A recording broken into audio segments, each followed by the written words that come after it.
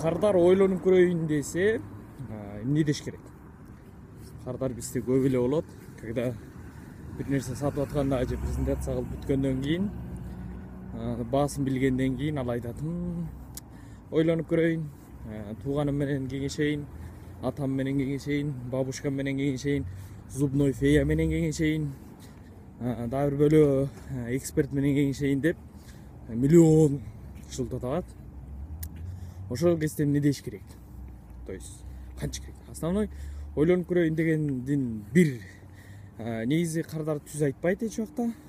Ал скрытый да, мындай, то есть жашыруун өзүнүн сомнениясы. То есть ал үчүн ошол товар эч кандай баалуулук берген жок. Ал үчүн ал товар необходимый эмес деп ойлойт да. Анан ошол кезде эң жакшы отмазкасы бул ойлонуп көрөйүн деген сөз да.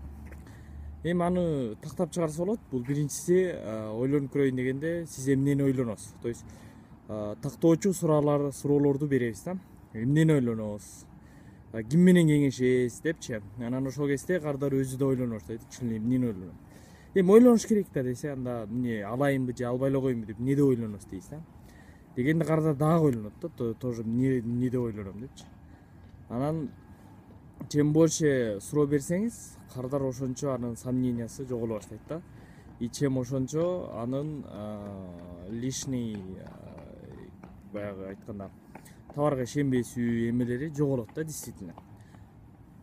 Ошол себептен азыр эл өтүп кетсе жаман адашып атпаймынбы? Ошол себептен ойлонуп көрөйүн дегенде, хорошо байке ойлонуп көрүңүз деп кетип калсаңыз, анда сиз утуласыз да. То есть Кардар албай коет. Ал эч убакта ойлонбойт и чалбайт дагы да алды. Макул ойлонуп көрөйүн, мен сага чалып коем деген сөз бул давай пока-пока, до свидания деген сөз да.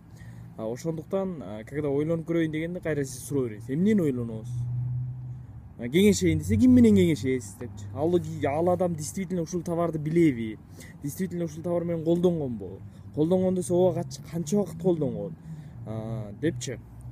Ушундай суроолорду берсеңиз, анан Кардардын баягы сомнениялары мындай тосуп турган эми барьердин баары кетет дагы, анан действительно өзү да ойлоно баштайт. Эгерде Кардар ойлонуп көрөйүн, кеңешип көрөйүн десе, дагы бир жолу өзүңүздүн товарыңыздын баалуулугун, ценностисин, канчалык керектүү экенин ошол жөнүндө дагы бир жолу Кардарга упоминать этип, дагы бир жолу айтып коюңуз. Ошондо гана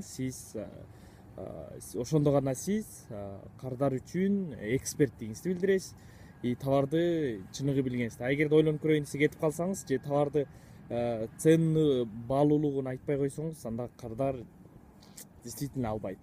Ойлонуп көрөйүн деп көп айтат, анткени сиз недостаточно информация бердиңиз.